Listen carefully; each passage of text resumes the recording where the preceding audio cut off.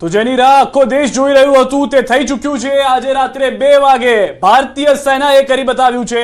2 સપ્તાહમાં ભારતે પહેલગામના હુમલાનો બદલો લઈ લીધો છે। સૌથી વધારે મહત્વની વાત અહીંયા આગળ છે કે ઓપરેશન સિંદૂર જે છે તે સફળતાપૂર્વક પૂર્ણ કરવામાં આવ્યું છે અને ખુદ મહિલાઓએ આ વખતે સ્પષ્ટ કરી દીધું છે કે નારી શક્તિ મજબૂત છે। અને એ સૌથી વધારે મહત્વની વાત કે અમે નારીઓ પાસેથી જાણવાનો પ્રયાસ કરીશું કે કઈ રીતે આ ઓપરેશન સિંદૂર સફળતાપૂર્વક પૂર્ણ થયું છે। સિદ્ધાર્થ, સૌથી પહેલા તો વાત કરવામાં આવે તો ઓપરેશન સિંદૂર, તો અહીંયા જ્યારે પણ સ્ત્રીઓની વાત આવતી હોય ત્યારે એ સિંદૂર જ્યારે પણ લગ્ન થતા હોય ત્યારે એ સિંદૂર લગાવવામાં આવતું હોય છે અને આ આતંકીઓએ એટલી હિંમત કરી દીધી કે સ્ત્રીઓનું સિંદૂર જે છે તે મિટાવવાનો પ્રયાસ કર્યો હતો અને તેમના જે પતિઓ હતા તેને મોતને ઘાટ ઉતાર્યા હતા અને સીધો એવો જવાબ આપવામાં આવ્યો હતો કે જાઓ તમારી સરકારને જઈને કહો અને આ સરકાર દ્વારા સીધો જ જડબાતોડ જવાબ આપવામાં આવ્યો છે અને બધાને અત્યારે ઠાર મારી દેવામાં આવ્યા છે। સીધો જ અહીંયા સરકાર તરફથી જડબાતોડ જવાબ મળી રહ્યો છે અને અત્યારે તો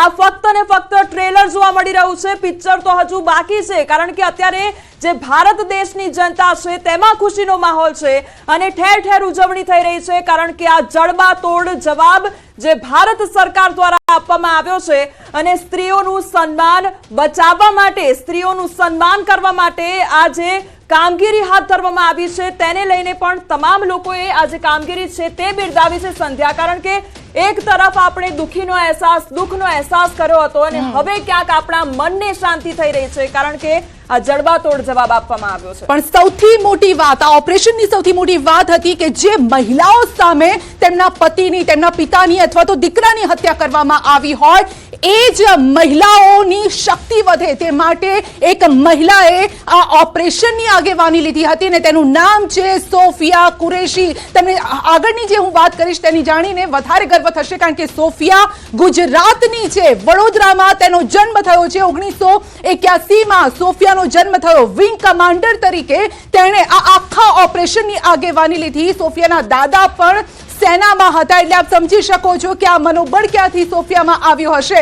એટલે સૌથી મોટું આ ઓપરેશન જે થયું તેમાં સૌથી અગત્યનો જો રોલ આ ભજવ્યો હોય, જો કે સેનાના દરેક વ્યક્તિએ ભજવ્યો છે, એ પોલિટિશિયન પણ હોય કે પછી સેનામાં જોડાયેલા હોય, પરંતુ સોફિયાએ જે આગેવાની લીધી છે અહીંયાથી નરેન્દ્ર મોદીએ પાકિસ્તાનને જવાબ આપ્યો છે કે દેશની દીકરીઓ કોઈનાથી કમ નથી, પુરુષથી સમોવડી છે અને તમારા ઘરમાં ઘૂસીને તમારા પર અટેક કરશે અને પછી તમે આંખ ઊંચી કરીને પણ જોઈ નહીં શકો। તો ઓપરેશનમાં જે 9 ઇલાકા હતા, 9 જે વિસ્તારો છે તેના પર જે અટેક કરવામાં આવ્યો છે તેના વિશે પણ આપણે વાત કરીશું। મારા સહયોગી લુબના પણ આપણી સાથે છે અને પંકજ પણ છે। લુબના, બિલકુલ સંધ્યા, જે 9 ઠેકાણા હતા તે પાકિસ્તાની ટેરરિસ્ટ ઇન્ફ્રાસ્ટ્રક્ચર કહેવામાં આવતા હતા। એ એવા ઇલાકા હતા બધા કે મસૂદ અઝહર હોય કે પછી કોઈ પણ હોય તે તમામ લોકોના અડ્ડા કહેવામાં આવતા હતા, લશ્કરના ખાસ અડ્ડાઓ કહેવામાં આવતા હતા અને તેના પર જ સ્ટ્રાઇક કરવામાં આવી છે।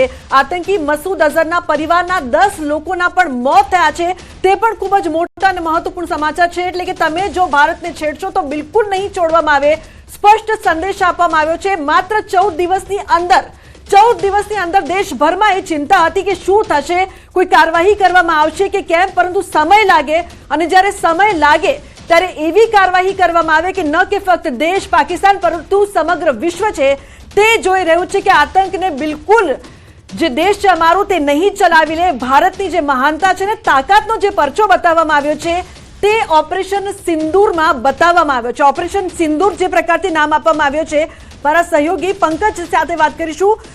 મહિલાઓના સિંદૂર ઉજાડવામાં આવ્યા પંકજ, અને એનો નામની પાછળની જે કહાની છે તે પણ ખૂબ જ સૂચક છે। બિલકુલ લુબના, કારણ કે 27 લોકોના જીવ ગયા અને જે મહિલાઓના પતિ છીનવાઈ ગયા છે એમના માથેથી સિંદૂર ભૂસાઈ ગયું છે, એ સિંદૂરનું બચાવવા માટે ભારતીય સેનાએ આજે જે એર સ્ટ્રાઇક કરી છે અને એ તમામ આતંકી અડ્ડાઓ છે એને નેસ્ત નાબૂદ કર્યા છે।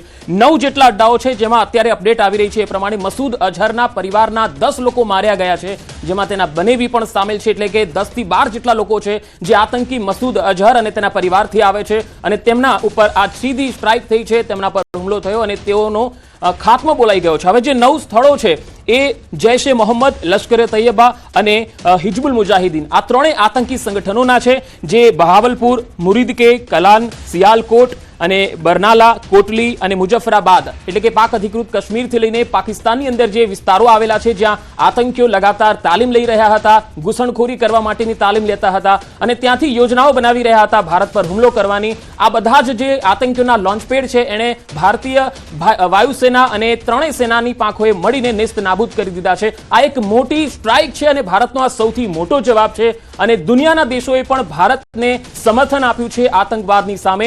તમે જુઓ કે પહેલગામ હુમલો થયો ત્યારે 15 દિવસ સૌ લોકો એ કહેતા હતા કે ભારત વિલંબ કેમ કરી રહ્યું છે, કેમ રાહ જોઈ રહ્યું છે, શાની રાહ જોવાઈ રહી છે, પરંતુ ભારત સરકાર લગાતાર બેઠકો કરતી હતી. NSA અને રક્ષા મંત્રી સાથે સિદ્ધાર્થ વાતચીત ચાલી રહી હતી, બેઠકો ચાલતી હતી. અહીંયા મહત્વની વાત પંકજ એ છે કે આ 15 દિવસ પૂરતી કાર્યવાહી કે 15 દિવસ પહેલાનો બદલો નથી, આ છેલ્લા 10 વર્ષનો બદલો છે જે લેવામાં આવ્યો છે. બે દ્રશ્ય ટીવી સ્ક્રીન ઉપર, એક પહેલાની કાર્યવાહી પહેલાના છે અને કાર્યવાહી કર્યા બાદના દ્રશ્યો છે.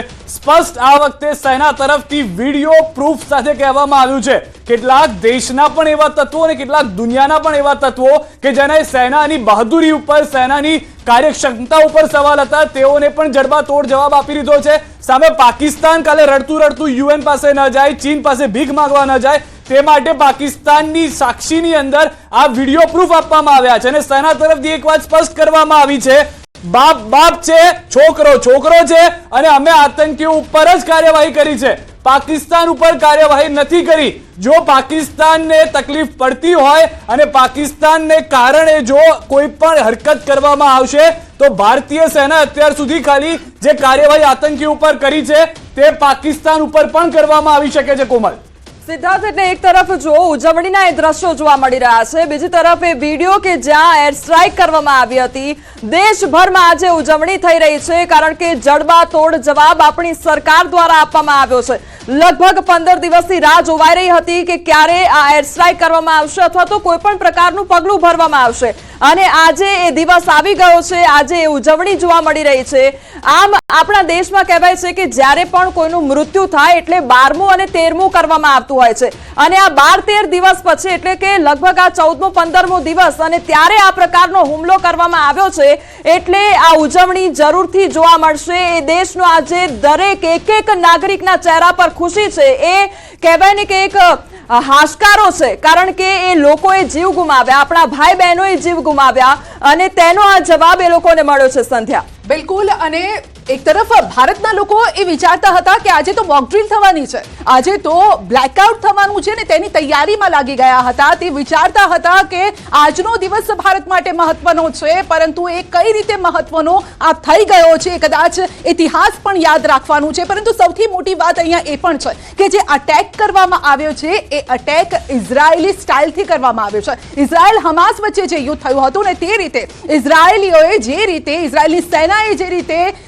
ટાર્ગેટ પહેલા લોક કર્યો અને ત્યારબાદ તેના પર એ લોન્ચ કર્યો, એટલે જે રીતે મિસાઇલ અથવા તો બોમ્બ ગોળો ઇઝરાયલ જે રીતે યુદ્ધમાં થતું હતું તો ઇઝરાયલ અને હમાસના એટલે ઇઝરાયેલી સ્ટાઇલથી આ ભારતે હુમલો કર્યો છે કે પાકિસ્તાનની આ ધરતી પર POK પર જઈ અને જે આતંકવાદીઓ હતા તેના જે ઇલાકા છે તેને એ લોકોએ ટાર્ગેટ કર્યા. તો ઓપરેશન સિંદૂર કઈ રીતે પાર પાડવામાં આવ્યું તેની પડપડની માહિતી આપ સુધી પહોંચાડતા રહીશું. હાલ રોકાઈશું એક બ્રેક માટે, પરંતુ આપ જોતા રહો ન્યૂઝ 18 ગુજરાતી.